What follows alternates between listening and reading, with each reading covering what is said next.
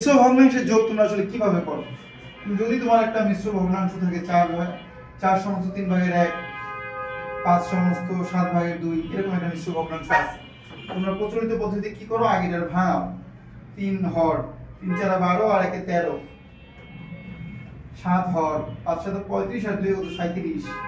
এবার তুমি এই দুইটার লসাগু করো 21। 3 21 এর ভিতরে কয়বার যায়? 7 বার। 7 13 91। 7 21 এর ভিতরে কয়বার যায়? 3 বার। 3 গুণ 37 এ তোমাকে তখন চিন্তা করতে হবে কত হয়? 90 আর 21 111। সো তখন তুমি পাচ্ছ কত? 2 0 2 202 21 ভাগে 202। এবার তুমি আবার এটারে কি মিশ্র করতে হবে। মিশ্র করলে তুমি এখন এটা যদি মিশ্র করতে যাও 202 এর ভিতরে 21 কয়বার যায়? 202 এর ভিতরে 21 9 বার যায়। 9 বার গেলে 9 21 এ কত হবে?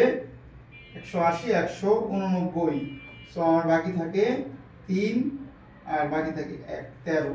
তাহলে আমরা বলতে পারি 9 সমস্ত 21 ভাগের 13। এই অঙ্কটা করতে আমার প্রায় 1 মিনিট লেগে যাচ্ছে, তোমাদের আরো বেশি লাগতে পারে। সো এখন এটাকে আমরা একটু সহজ পদ্ধতিতে যদি করতে চাই তাহলে দেখি 4 সমস্ত 3 ভাগের 1 আর 5 সমস্ত 7 ভাগের 2।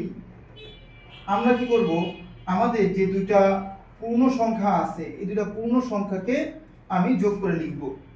লেখার পর 3 ভাগের 1 আর 7 ভাগের 2, 3 ভাগের 1 আর 7 ভাগের 2 আমি যেভাবে আড়াআড়ি গুণ করা শিখেছি সেভাবে 3 7 কত, এটা আর এটা নিচে গুণ করো, কত হয়? 3 7 21।